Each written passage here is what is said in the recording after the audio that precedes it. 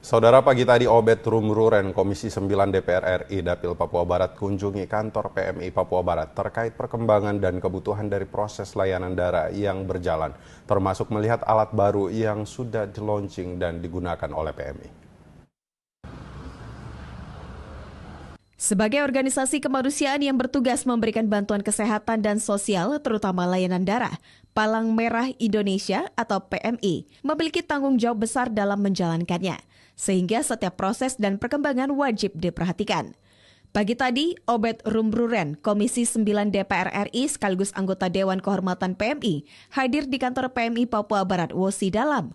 Dalam kunjungan itu, beliau mendengar seluruh laporan dari Sekretaris PMI Papua Barat terkait kondisi dan kendala yang dialami dalam memberikan pelayanan darah di wilayah Papua Barat.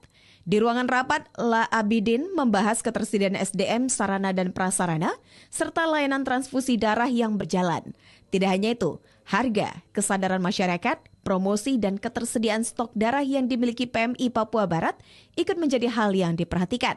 Serta yang menjadi kendala yang cukup dikhawatirkan yakni izin operasional PMI yang belum keluar karena terkendala biaya.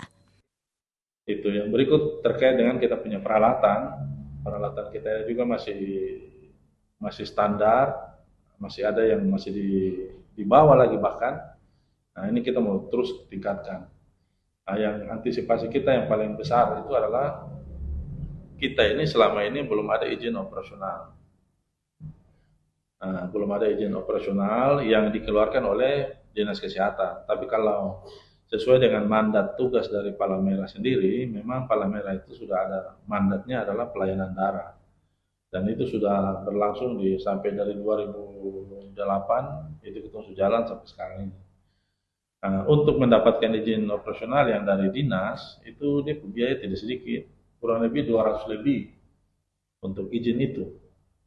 Nah, karena izin itu nanti dia menyangkut masalah IPAL, istilahnya pembuangan limbah dan lain-lain, terus dengan dia punya standar-standar sendiri, yang memang kurang lebih anggarannya bisa sampai 200 sampai 300 juta.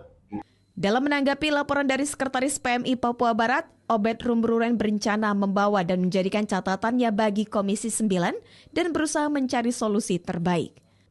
Nah, tentu semua laporan yang tadi disampaikan oleh Sekretaris itu sudah menjadi catatan untuk saya, tinggal bagaimana langkah-langkah untuk permintaan-permintaan atas kekurangan-kekurangan itu bisa disampaikan kepada yang berwajib atau berwenang di sini, yaitu kementerian terkait.